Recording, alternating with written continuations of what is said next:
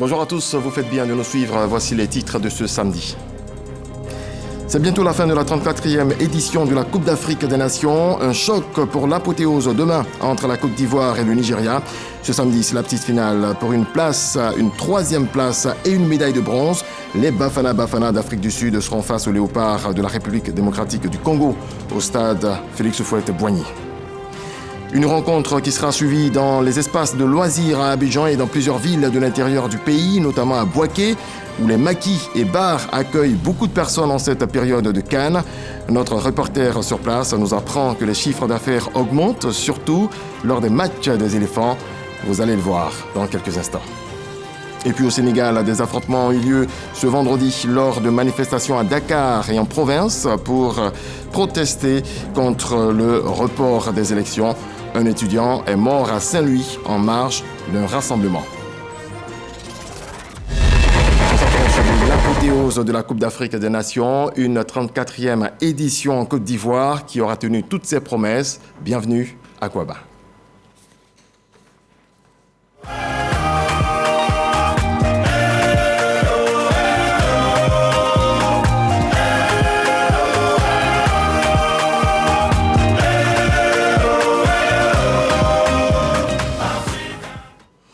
Aujourd'hui est un jour de match. La finale de demain est précédée de la rencontre pour la troisième place à l'affiche. Afrique du Sud, République démocratique du Congo, au stade Félix Houphouët-Boigny d'Abidjan, à partir de 20h temps universel. Un traditionnel lot de consolation qui donnera certainement du temps de jeu aux remplaçants. Et puis je vous donne cette note d'information émanant de la Direction générale de la RTI dans le cadre de la finale de la Cannes 2023. Cannes de l'hospitalité. Le démarrage de la cérémonie de clôture est prévu pour ce dimanche 11 février 2024 à partir de 18h. Le public est donc invité à se rendre tôt au stade Alassane Ouattara d'Ebimpe. Et pour parler justement de la Coupe d'Afrique des Nations, la plus grande compétition continentale de football, je reçois sur ce plateau deux journalistes sportifs et non des moindres. Rachid Nguessan Kouassi, bonjour. Bonjour Régis. Merci d'avoir répondu à notre invitation. Je vous en prie. En face de vous, un autre monument de journalisme sportif, Monsieur Ricardo Zama, bonjour. Bonjour Régis. Merci d'avoir répondu à notre invitation. Merci. Alors, la Cannes en Côte d'Ivoire est à sa 34e édition. Messieurs, à combien de Cannes avez-vous participé? Rachid Nguessan. Sur 34, j'en ai eu personnellement. Je ne prendrai pas 1984 où j'étais stagiaire à Radio Bouaké, mais en tant que journaliste ayant couvert l'événement, je suis à ma 13e Cannes. 13e Cannes. Et vous? À la 9e. À la 9e. Voilà, multiplié par 2, ça fait beaucoup. Alors, parlons justement de cette Cannes en Côte d'Ivoire. Quelle est cette particularité qu'elle dégage? La particularité d'abord, c'est la grosse visibilité. La Côte d'Ivoire était une grosse destination et on a eu de la visibilité. Ce n'est pas moins de 600 signaux télé qui prennent la direction de la Côte d'Ivoire. Deuxièmement, c'est la parfaite organisation voulue par le président de la République. Nos routes ont été retouchées, les complexes hôteliers également, les stades sont aux normes internationales, tout y est pour une grande coupe. La preuve, Mosepe n'a pas manqué de dire à Infantino, la Côte d'Ivoire peut même abriter la Coupe du Monde. C'est quelque chose de très fort. C'est ça qui fait la particularité, la spécificité de cette Cannes. Zamba et moi, on était tout récemment au Cameroun. Comparaison n'est pas raison, mais on a un peu fait un bond. Et c'est une pression qui est aujourd'hui mise sur les autres pays africains. Très bien. Ricardo Zama? Bon, cette Cannes donne l'occasion à ceux qui sont le plus souvent sédentaires de voir ce qui se passe ailleurs. Et Rachid en parlait, il y a de la visibilité. Ceux qui ont entendu parler de la Côte d'Ivoire, de l'hospitalité ivoirienne, sont venus. Et ils l'ont vécu véritablement. Et donc, ça permettra désormais aux uns et aux autres de savoir de quoi ils parlent quand il s'agit de la Côte d'Ivoire. Alors, nous sommes au terme justement de cette compétition. Aspect organisationnel, sur une échelle de 1 à 10, cette Cannes, on la place à quel niveau? Je ne pourrais pas dire, vous avez dit 1 à 10. Oui. Bon, 11, 10, sur 10. 11 sur 10. Voilà. Tout est bien. Seul bémol, c'est ce fameux ticket. Même à cette heure-ci, ça grince, ça grimace. Ça n'a pas été fluide. Mais le reste, honnêtement, bravo au COCAN, bravo au ministère des Sports, bravo au Premier ministre. Tout a coulé. Honnêtement, c'est 9,5 sur 10. Très bien. Je sais que l'une des plus belles histoires de la CAN en Côte d'Ivoire, c'est une histoire d'amour. L'amour entre supporters ivoiriens et marocains, on sait ce qui s'est passé. Est-ce que vous avez vécu ces histoires du rapprochement de peuples lors des précédentes CAN? Bon, honnêtement, c'est peut-être l'intitulé de notre CAN qui a créé la différence. La CAN de l'hospitalité. Vous parlez du Maroc, moi j'étais basé à San Pedro, j'ai vécu de près l'amour entre Marocains et population de San Pedro, c'était quelque chose de très très fort, honnêtement. Ces Marocains qui partaient dans des familles, allaient piler le foutou, partager avec celle-ci, c'était fort. Le jour où le Maroc nous permet d'être ressuscités contre la Zambie, je vous assure, le cas marocain a mis près de 2 heures pour arriver à l'hôtel.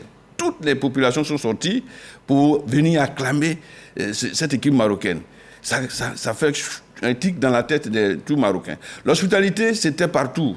C'est vrai, les autres CAN, j'ai dit comparaison n'est pas raison, il y avait quand même quelques hostilités. Comme moi, je prends la CAN de 2010 en Angola, où on était à Cabinda, avant même l'ouverture des matchs de la poule de la Côte d'Ivoire, il y a eu cet attentat où les rebelles sont venus bombarder le cadre du Togo. Ça, ce n'est pas fait pour créer de l'amour, de l'hospitalité. Mais la Côte d'Ivoire est exceptionnelle et ça, on le doit à notre président. Ricardo Zama? Oh, ça date de bien longtemps, l'amour entre le Maroc et la Côte d'Ivoire avec le président Hassan II, Félix Houphouët-Boigny. Moi, mon premier voyage en tant que journaliste des sports, je le fais à Casablanca. Et ironie du sort, je suis logé à l'avenue Félix Houphouët-Boigny à Casablanca. Donc, vous voyez déjà la considération que le Maroc a pour notre pays.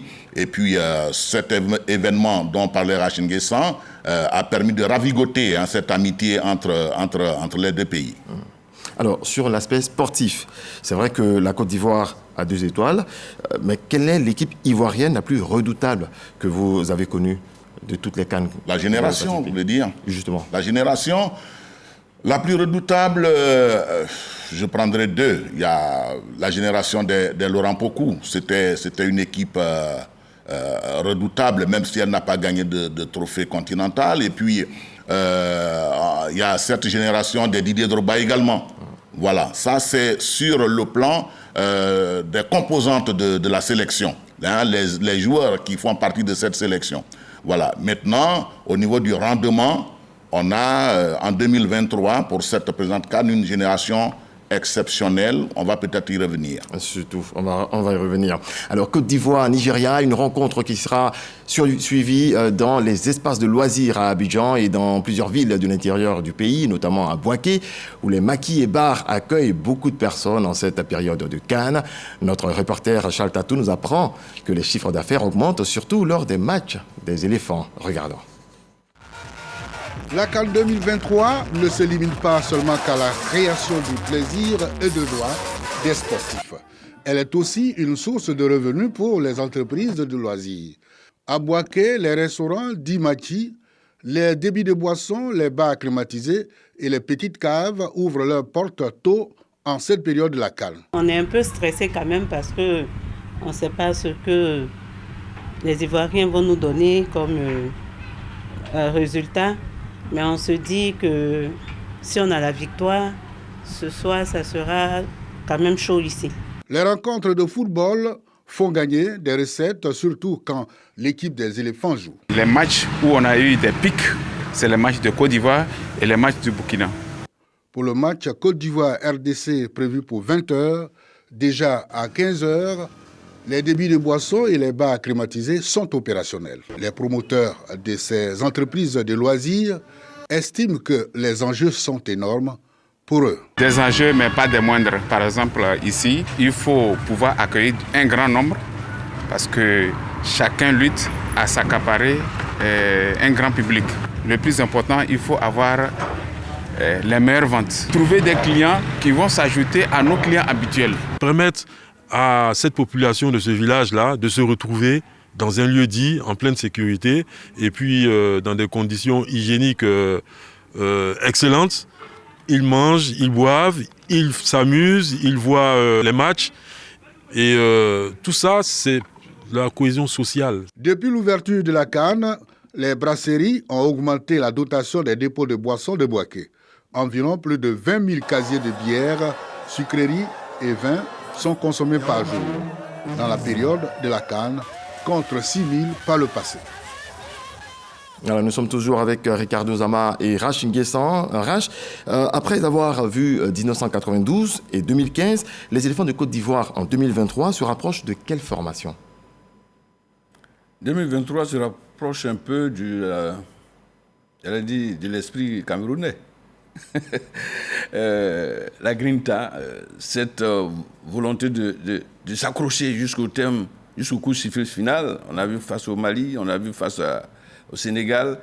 C'est un nouvel esprit, honnêtement. Je n'ai pas connu cette équipe. Zama parlait un peu des équipes redoutables au niveau... Oui, la génération Laurent Pokou, Caleb Biali ou autres, c'était du costaud. N'oubliez pas cette génération de 92 avec Yo Martial. Sur toute la ligne, on avait de bons joueurs. Confirmé en 1994, où on était la meilleure équipe, quoique terminant troisième. Cette génération a eu un autre esprit, l'esprit de la gagne. Ont-ils été fouettés après la claque face à la Guinée équatoriale, je pense. On a compris que l'éléphant, lorsqu'il a le feu entre les pattes, court plus vite qu'un léopard. C'est ça qui fait la différence. Sinon, aux nouveaux joueurs, ce n'est pas une équipe aussi dotée de bons joueurs, honnêtement. Mais ils ont ce que d'autres n'ont pas eu, cet esprit-là de la gagne. Honnêtement, bravo à eux. Ricardo? Oui, cette génération se rapproche davantage de celle de 92 en termes de dévouement, en termes de détermination, en termes de volonté. Eh bien, elle se rapproche de celle de 92. Là, comme les spécialistes, tous les spécialistes le disent, on a jusqu'ici eu un agrégat de joueurs talentueux, mais il n'y avait pas l'esprit d'équipe. Et cette génération-là, celle de 2023 qui est en finale pour demain, a finalement eu cet esprit d'équipe. Nous n'avons pas beaucoup de temps, mais nous allions nous appesantir sur quelques faits, notamment au niveau des remplacements. Et puis, quand les joueurs sont remplacés, l'état d'esprit qui les habite. Vous voyez Seko qui vient, qui salue tout le monde, il est heureux de sortir.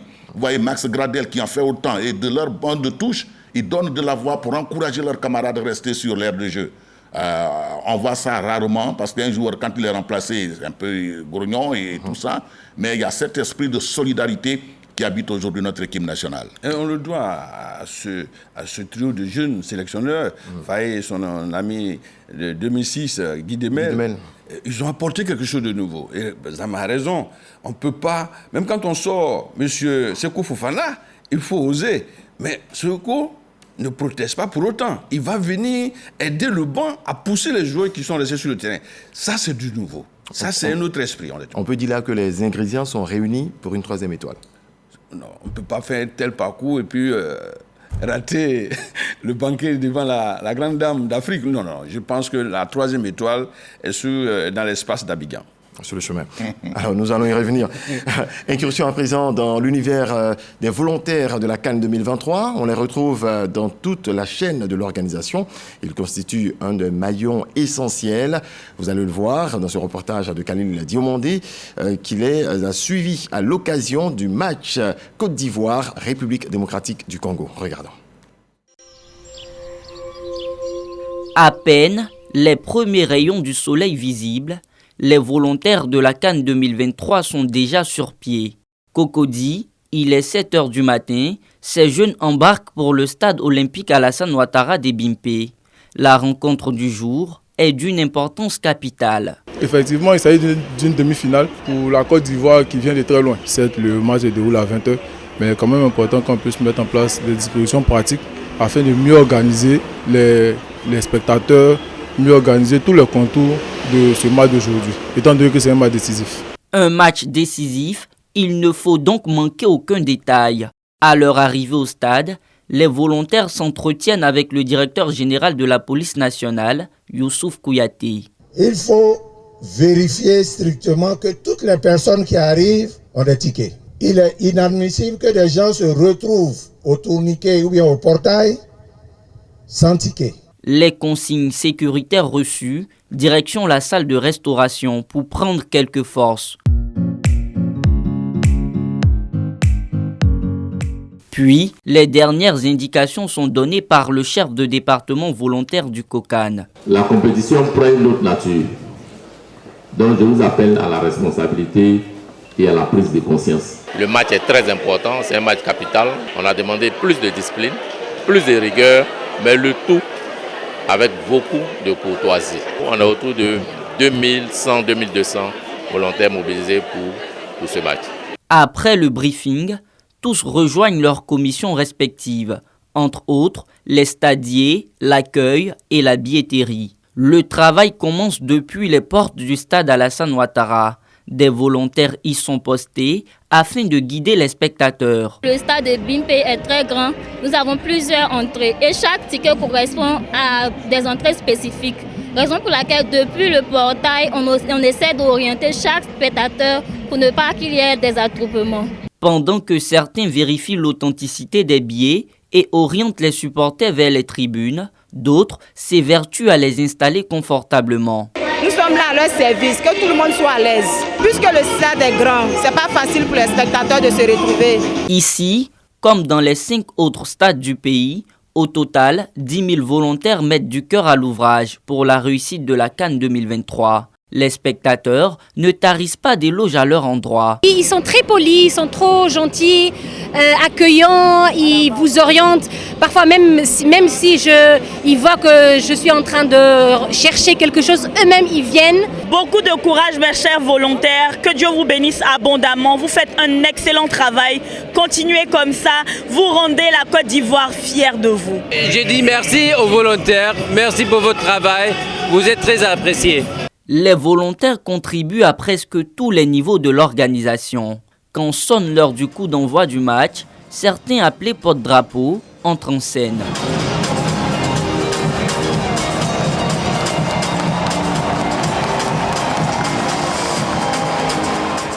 Pour cette demi-finale, ces jeunes doivent gérer plus de 50 000 personnes. Durant tout le match, Thomas reste debout, l'attention portée sur le public. Nous, notre mission, c'est de plus focaliser sur les supporters, veiller sur les faits et gestes. Un supporter peut avoir peut-être un malaise, peut-être une crise. Nous sommes censés remonter l'information vers nos collègues de la commission santé qui vont le prendre rapidement en charge. Mais aussi, lorsque pendant le match, il y a des débordements, nous sommes là pour régulariser la situation. À la fin de la rencontre, quand les gradins se vident de leurs supporters, les volontaires se mettent encore à la tâche. Ils veillent à assainir les tribunes fortes de 60 000 places. C'est pratiquement à 23h45 ce jour de demi-finale que la journée s'achève véritablement pour ces jeunes au cœur de patriotes. Concernant la journée d'aujourd'hui, je suis vraiment satisfait parce que par la grâce de Dieu, tout s'est bien passé. On n'a pas eu d'incident. J'aimerais remercier nos vaillants volontaires pour le travail impeccable qu'ils font pour le bon déroulement de cette CAN. Le match s'est soldé par la victoire de la Côte d'Ivoire. Donc actuellement, nous sommes très contents. On rentre en joie, nous sommes des Ivoiriens. Et on doit aussi travailler pour le pays. Voilà, c'est pourquoi nous dépensons autant d'énergie. Le défi de la demi-finale relevé, les volontaires du stade Alassane Ouattara de Bimpe se projettent vers la finale. La motivation reste la même, servir le pays avec beaucoup d'amour et d'engagement en vue de faire de la CAN de l'hospitalité la meilleure jamais organisée en Afrique. Voilà, dans l'univers des volontaires, un sujet signé Khalil Diomandé. Un très bon sujet. Je voulais rebondir là-dessus pour dire que si notre jeunesse est occupée, elle évite Kadhafi, cette drogue. Le civisme a été là, on l'a vu. Bravo à ces jeunes gens, ces jeunes dames. Ils étaient volontaires pour le pays, ils étaient volontaires pour l'hospitalité. Le témoignage des supporters atteste. Bravo à cette jeunesse. Merci beaucoup. Ils contribuent vaillamment, n'est-ce pas, Ricardo Zama? Allez-y pour donner assez de temps pour le journal. Voilà. Sur cette rencontre de demain, quelle sera la clé? D'abord au niveau de la défense. Au niveau de la défense, il n'y a pas d'autre remède. On l'a déjà depuis ce match des huitièmes de finale. On a cette sorte de complémentarité au niveau de la défense et le tout coiffé par cette, on va dire, inspiration divine de Faye Mers qui aligne des joueurs complémentaires, des joueurs qui sont engagés pour un même but qui ont la grinta, toute la détermination. Et je crois que c'est à ce niveau-là que se situe le problème. Il y avait le manque à ce niveau à une certaine époque. Et aujourd'hui, on a cette complémentarité. Regardez, monsieur, vous parlez de défense, mais regardez Sébastien Haller.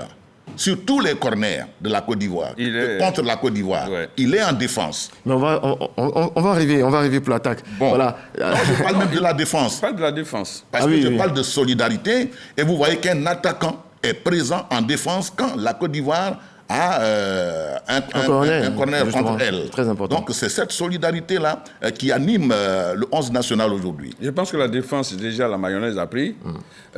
Cinco... Justin Kouna à gauche, à droite Senko. Dans l'axe, vous avez Boli et le nouveau Kaiser de notre football, Ndinka. Je pense que ça peut prendre. Et là, la complémentarité en question dont parle Zama est réelle. Sur le coup de pied arrêté, sur le corner, le repli défensif de Alain apporte beaucoup de choses à cette défense-là. Surtout avec la sentinelle trouvée par Fire Mers. Ça peut être Seri Michael ou ça peut être cette trouvaille Amani qui pourrait aussi nous donner de la fraîcheur. Qui pour surveiller Victor Osimhen? L'axe. On n'a pas... Puisque lors du premier match contre... la deuxième journée contre le Nigeria, on a commis une faute tactique, c'est de prendre 3 joueurs pour suivre un seul individu, honnêtement. Ndika peut s'occuper de Osimhen ou Boli. Il faudrait s'occuper des autres espaces, être solidaire, c'est vrai, mais chercher à boucler... Parce que le Nigeria n'est dangereux que sur les côtés. Si Simon est bouclé, si au milieu, la sentinelle boucle Lookman, M. Osimhen n'aura plus de ballon. Donc il faudrait être complémentaire, solidaire, et puis bon, le reste viendra. Et à l'attaque, qui pour déstabiliser cette solide défense nigérienne? Mais Teddy Haller n'était pas là au premier match, me semble-t-il. Oui. Il sera bien présent. C'est le type d'avancante qui, même les statistiques l'ont démontré par rapport au Osimhen. Il n'a pas marqué beaucoup dans cette CAN, un seul but, je crois, mais il a une débauche d'énergie telle qu'il il focalise l'attention de toutes les défenses que le Nigeria rencontre, et cela perturbe véritablement cette défense-là et permet à ses coéquipiers d'aller au but. Voilà, donc à l'heure, sur une seule occasion, comme il a fait face à la RDC, peut décanter la situation. Donc il est là, à la pointe du combat, et puis à côté, il y a des ailiers comme Alain Gradel, il y a également le jeune Simon Adingra. Si ces 2 joueurs-là sont en forme, si on met par exemple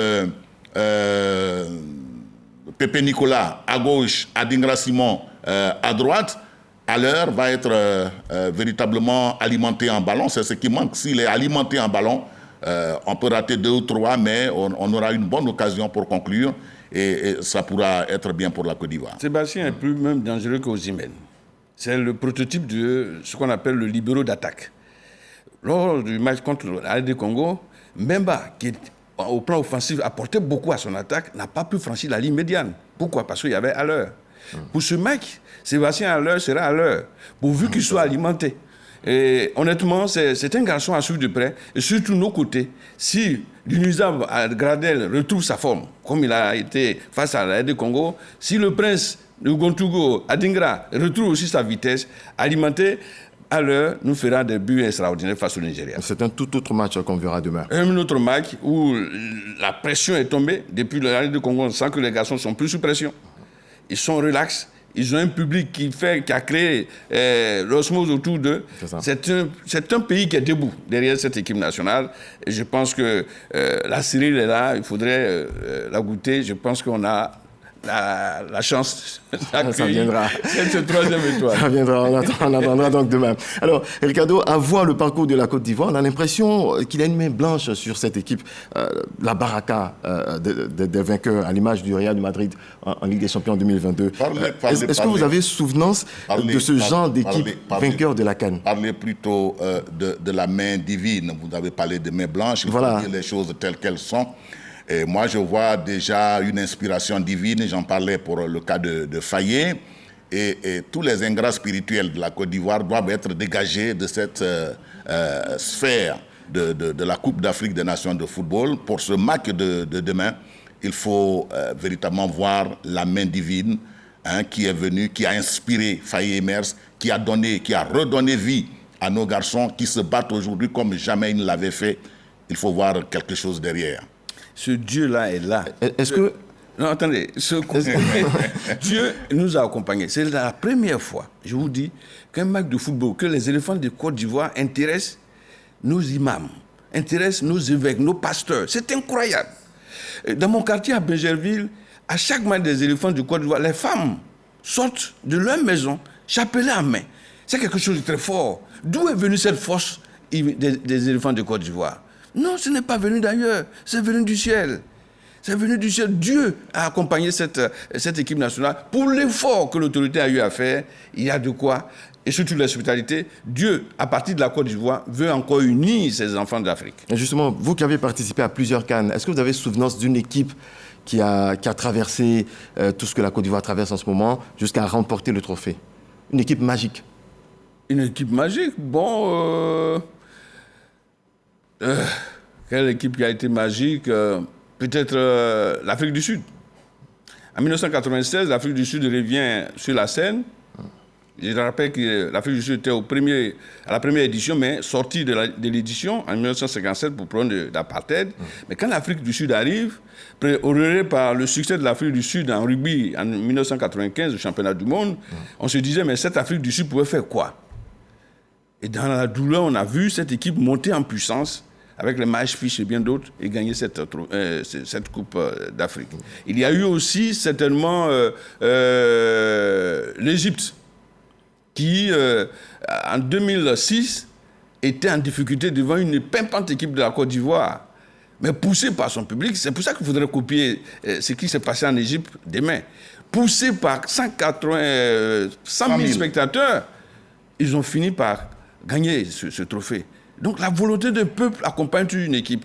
Et c'est peut-être ça qui pourrait être l'atout de notre équipe nationale demain. Cette transformation, honnêtement, je ne l'ai vue nulle part ailleurs. Par rapport au cheminement de la Côte d'Ivoire, le Nigeria a failli s'en approcher à la CAN de 90. Le premier match, comme cela est aujourd'hui, le premier match de poule, c'était Algérie-Nigeria. Et les Nigérians avaient pris 5 buts. Mais ce sont les deux équipes qui se sont retrouvés en finale. Ouais. Voilà, et deuxième match, le Nigeria qui bat la Côte d'Ivoire dans notre poule, et voilà que la Côte d'Ivoire et le Nigeria se retrouvent. Voilà. Alors, on sait que l'expérience compte beaucoup dans la victoire finale, et les entraîneurs jouent un rôle déterminant. Est-ce que la lecture de jeu de Faye Emers peut mener ce groupe au bout du bout? Mais bien sûr, parce qu'aujourd'hui, comme je le dis souvent dans mes commentaires, les archives restent dans les archives parce que la vérité du jour n'est pas celle d'hier. Et aujourd'hui, on a des garçons qui savent lire un match. Vous voyez Guy Demel, qui est consultant, et donc qui a une lecture assez intéressante, j'allais même dire limpide du jeu. Et chaque fois, il vient à l'oreille de Faye pour lui donner des consignes. Et tout ça, c'est intéressant. Aujourd'hui, on a des garçons qui, d'abord, ont joué au football au plus haut niveau. Ils savent lire un match. Ils savent relever les défaillances de l'adversaire. Et quand on met les uns dans les autres, eh bien, on a un banc de touche qui est à même, qui a le vocabulaire incitateur en plus pour galvaniser les joueurs et leur permettre d'aller jusqu'au seuil de l'humainement possible. Quand vous avez un Faye qui sait effectivement, qui est rentré dans l'histoire et qui est épaulé par Guy Demel, qui est toujours dans la tablette pour voir où sont les failles, Faye serait, je l'ai dit sur les antennes de la première, qu'il serait un Français, un Espagnol, un Portugais ou un Allemand, on irait tous à son école. Face au Mali, il joue à 10. Mais qu'est-ce qu'il fait, le petit? Il prend 3 défenseurs pour 5 milieux de terrain, une pointe à l'heure. Vous avez vu? C'est quelque chose de fort. Quelle trouvaille! Ça a coupé la colonne vertébrale de l'aigle du Mali. Et naturellement, cette défense à 3 est partie encore vers l'avant pour pouvoir créer des actions. C'est quelque chose de très fort. Vous voyez la lecture de Faye, même ses remplacements ne sont pas... Moi, je me pose la question, j'ai fait le match contre le match de la RD Congo, et j'ai dit, mais attends, qu'est-ce qu'il fait ce monsieur en sortant un monsieur comme Sékou Fofana? Il met Amani et autres, il dit, mais attends, bon, de toute façon, ce monsieur-là peut nous surprendre encore. Effectivement, Amani qui était au banc va nous montrer autre chose. Ça, c'est la touche Faye Emers. C'est pour ça que j'ai dit, on a eu des sorciers blancs. Mais on a désormais sur ce noir de Fakobli. C'est ça. Merci beaucoup, Rachin Nguessan Ankossi. Merci beaucoup, Ricardo Zama. Merci messieurs. Merci à vous. Merci de votre présence. Merci bonne chance aux éléphants. Justement, bonne chance aux éléphants. Merci de votre déplacement. Merci de nous avoir partagé autant soit peu votre expérience de la CAN, des CAN précédentes également. Nous poursuivons cette édition. Le docteur Eugène Akaolé a ouvert les travaux du 3e congrès de la Société ivoirienne de médecine du travail, des assises qui ont pour axe majeur la sécurité au travail. Cette année, l'organisation met l'accent sur la sécurité et la santé au travail dans les domaines des mines et l'agro-industrie. On voit cela avec Khalil Diomandé. À ce 3e congrès du SMIT, il va s'agir de renforcer les capacités des professionnels du domaine sanitaire sur des questions de santé et de sécurité au travail, spécifiquement dans le domaine de l'agro-industrie et des mines. L'initiative est portée par la Société panafricaine de santé au travail. À travers cette action, elle entend relever les défis du secteur. Eu égard au rôle moteur et bien connu que joue l'agro-industrie, mais surtout à la montée en puissance de l'industrie minière, des carrières et de l'orpaillage dans tous nos pays. Nous avons donc tous le devoir d'agir sur les facteurs de risque en développant des stratégies pour obtenir un milieu sûr et salubre devenu un des principes et droits fondamentaux de l'Organisation internationale du travail. Permettre à tout travailleur de jouir d'une santé et d'une sécurité au travail, tel est le vœu caressé par ces acteurs du domaine de la santé. Un souhait aussi partagé à juste titre par le docteur Eugène Akaolé, parrain de la cérémonie. Dans la mesure où nous sommes au travail, il faut s'attendre à ce que cela sécrète souvent des dommages ou des effets collatéraux dommageables pour notre économie. Donc le fait qu'une société savante jette un regard bienveillant sur les problèmes que nous connaissons, nous sommes heureux de savoir que grâce en partie à cette société savante, nous aurons des propositions de solutions. Le congrès qui réunit les professionnels de la santé et de la sécurité au travail de la sous-région va durer 3 jours. Fondée en 2013, la Société panafricaine de santé au travail a pour vocation d'assurer la santé et la sécurité des travailleurs en milieu professionnel. Le Centre pour la promotion de la langue et des études japonaises de l'Université Alassane Ouattara de Bouaké va bientôt ouvrir ses portes. Ce vendredi, un contrat de don a été signé entre l'université et l'ambassade du Japon. 37 millions de francs CFA, c'est le coût global de ce centre qui va permettre d'enseigner la langue japonaise, mais pas seulement. C'est Forazegui. Le campus 2 de l'université Alassane Ouattara de Bouaké va bientôt abriter un espace dédié à la promotion du japonais. Le Japan Corner, d'une valeur de 37 millions de francs CFA offert par le gouvernement du Japon. Un contrat vient d'être signé entre les deux parties. Il donne la possibilité à nos étudiants d'apprendre la langue d'un autre pays important et aussi de connaître la culture d'un pays qui a pu se développer par la formation, par l'éducation, par la science. La ville bouakoise est le centre de l'apprentissage du japonais en Afrique de l'Ouest francophone. Nous espérons que la collaboration entre les deux structures de Bouaké et d'Abidjan encouragera davantage l'apprentissage de la langue japonaise et les recherches sur le Japon en Côte d'Ivoire. Le Japan Corner est né de la nécessité de pallier l'insuffisance de coopération entre les chercheurs japonais et ceux de l'Afrique francophone. Il vise également à faire connaître le Japon dans les domaines culturels, politiques, économiques, scientifiques et technologiques. Je voulais féliciter ici l'équipe dirigeante de l'Université Alassane Ouattara pour avoir pu, disons, bénéficier de cette convention, parce qu'elle permettra à nos enfants de se cultiver. Pour le ministre Adama Diawara, eh bien, nous voulons désormais la visibilité de nos universités à l'international. Ceci vient, entre autres, renforcer nos relations qui étaient par ailleurs déjà excellentes. Le Centre pour la promotion de la langue et des études japonaises de l'Université Alassane Ouattara de Bouaké est le deuxième du genre en Côte d'Ivoire après celui de l'Université Félix Houphouët-Boigny de Cocody. Ce sont au total 594 étudiants qui sont inscrits dans ces centres. L'environnement sécuritaire global en Côte d'Ivoire est calme. C'est ce qui ressort du bilan dressé par les responsables des forces armées de Côte d'Ivoire. Pour maintenir la dynamique, le chef d'état-major général des armées, le général de corps d'armée Lassina Doumbia, annonce l'amélioration des conditions de vie et le rajeunissement des effectifs, ainsi que l'instauration d'un plan dénommé « Maintien en conditions opérationnelles ». Walter Amadou Ouattara.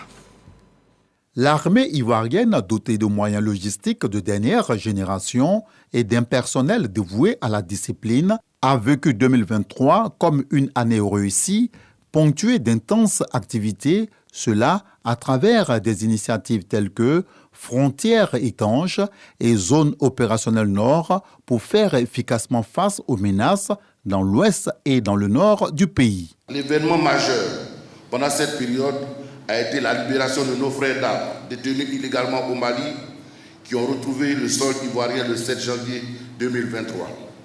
La reconnaissance du travail bien fait s'est illustrée à travers la médaille des armées décernée à plus de 1000 militaires en 2023. En ce qui concerne l'armée de terre, elle poursuit toujours sa montée en puissance avec l'acquisition récente de 5 hélicoptères légers type H-125. Quant à la marine nationale, l'État de Côte d'Ivoire a renforcé ses capacités avec l'acquisition de 2 patrouilleurs de haute mer, de 2 vedettes blindées et d'un système de drone. Les FACI ont rempli avec brio leur mission spécifique. Le général de corps d'armée, Lassina Doumbia, met également à profit le cadre de cette rencontre bilan pour partager un aperçu des défis futurs.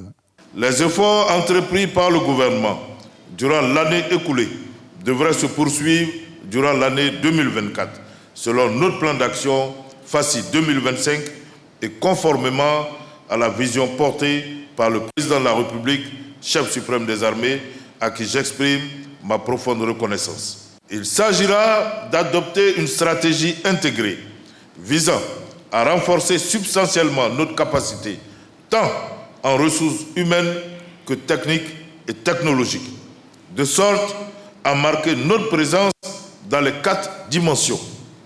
Oui, en plus de nos espaces traditionnels, terre, air et mer, il est plus qu'urgent que nous considérions le cyberespace comme le nouvel espace de conflictualité duquel nous ne pouvons nous permettre d'être absents. Au sortir de cette rencontre tenue au cercle mixte de l'état-major général des armées, on retient que les forces armées de Côte d'Ivoire, FACI, resteront mobilisées pour maintenir l'environnement sécuritaire jugé globalement calme. On en vient aux avec les associations villageoises d'épargne et de crédit. Il en existe une à Koiba, village dans le département de Danané, région du Tonkpi, depuis le 1er avril 2022. Cette AVEC vient de tenir sa réunion bilan au titre de l'année 2023. Plus de 3 millions de francs CFA d'épargne mobilisés par les membres. On voit cela avec Léon Brou. Ici à Koiba, ce village à 15 km de Danané dans la région du Tonkpi, plus aucun projet ne se réalise sans l'appui de l'AVEC, l'association villageoise de crédit et d'épargne. Illustration, cette maison, Salomon l'a achevée grâce à un prêt. Virginie doit, elle, l'agrandissement de son commerce à l'AVEC. J'étais un peu bloqué à faire la toiture de ma maison. Donc je suis allé voir le bureau de l'AVEC. Ils m'ont donné un crédit. Avant, quand je vends 5 000 francs pour gagner, c'était un problème. Mais aujourd'hui, grâce à l'AVEC, j'ai touché même 200 000. J'ai pu payer mon frigo. En période scolaire, il n'y a pas de moyens. Donc l'AVEC permet à tous les membres d'avoir des prêts scolaires. Aide à la scolarisation, à la création d'activités génératrices de revenus ou à la réalisation d'autres projets vitaux. L'AVEC, plus qu'un instrument de lutte contre la pauvreté, un outil de développement à Koiba. Elle octroie des crédits et distribue des dividendes à ses membres. Le prêt, il est fait à partir de 10%. Et tu as 5 000 francs, ça te fait 500 francs d'intérêt. Après 2 mois, tu rembourses l'intérêt. Et puis, au finish, Quand on fait les 12 mois de l'année, on fait le partage de ce que vous allez épargner pendant les 1 an. Pour 2023, une épargne de plus de 3 millions de francs CFA mobilisée par l'AVEC de Koïba. Un projet, construction d'une école primaire formelle, en lieu et place de l'école de fortune du village. Le parrain soutient le projet en numéraire, en plus du don de 2 tonnes de ciment. J'ai vu des mamans, j'ai entendu des papas, j'ai écouté des frères et sœurs qui préparent un avenir meilleur.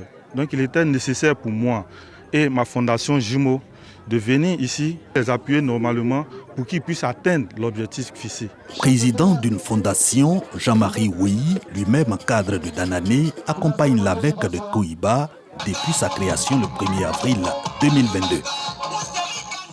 Direction la région de Lifou, qui a désormais un bureau d'achat et de vente d'or brut. Un bureau qui vient lutter contre la fraude, la fuite de l'or, l'orpaillage clandestin. Il va permettre également de maîtriser la production nationale de ce minerai. Soro Corona. Une cinquantaine de jeunes issus des villages de la sous-préfecture de Daoukourou, région de Lifou, sont formés sur les procédures de création et de constitution de coopératives minières d'exploitation artisanale et à petite échelle de l'or. Les dangers liés à l'orpaillage illégal, les avantages économiques, sociaux et environnementaux de la légalité sont expliqués. Cette activité puisse nous faire avancer, permettre réellement aux entreprises d'évoluer, aux entreprises vraiment de gagner. Implémenter une exploitation minière responsable, professionnelle, respectueuse des règles légales. Cette formation est suivie par l'ouverture du bureau d'achat et de vente d'or brut de Daoukourou. Ce bureau d'achat qui éventuellement contribuera énormément à canaliser et à lutter contre la fraude dans l'achat et la commercialisation de l'or en Côte d'Ivoire. Le préfet de Daoukourou soutient cette initiative qui cadre avec la vision du président de la République, Alassane Ouattara, celle de faire du secteur minier le deuxième pilier de l'économie ivoirienne.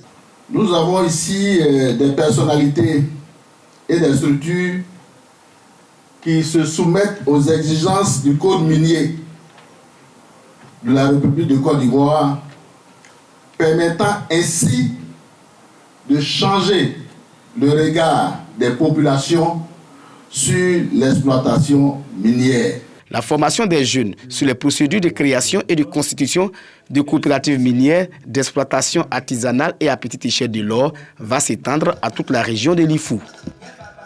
Alors à présent, à la découverte de ce complexe hôtelier haut de gamme en plein cœur d'Abidjan qui a vu le jour à la faveur de la Cannes 2023. Patricia Omouetia, Sephora Zegui. Cet établissement 3 étoiles offre un cadre enchanteur et une expérience unique grâce à ses chambres, ses appartements et ses salles de conférence. Dans cette visite guidée, nous découvrirons également le restaurant et une piscine relaxante. Le Night Club est aussi un atout pour cet établissement. Les prix des chambres varient entre 60 et 200 000 francs CFA. Tous les tarifs ont été étudiés pour la Cannes, Coupe d'Afrique des Nations. Aux Africains qui viennent pour la Cannes, elle est ouverte, même si on n'y loge pas forcément, mais on a notre restaurant, on a notre boîte de nuit, on a notre espace plein air où nous allons projeter des matchs, notre piscine aussi, pour le bonheur et le confort de tous ceux qui nous visitent. Cet établissement est un hôtel haut de gamme situé en plein cœur d'Abidjan et offre un luxe et des services exceptionnels. Dans le reste de l'actualité, en bref et en images, au Sénégal, les tentatives de rassemblement pour protester contre le report des élections ont été systématiquement dispersées dans le pays. Dans le nord du pays, par exemple, dans la grande ville de Saint-Louis, des affrontements ont éclaté entre forces de l'ordre et manifestants dans plusieurs quartiers de la ville qui ont échangé gaz lacrymogène et jets de projectiles. Un jeune homme a perdu la vie en marge de ces heurts. Il s'agit d'un étudiant à l'université Gaston Berger.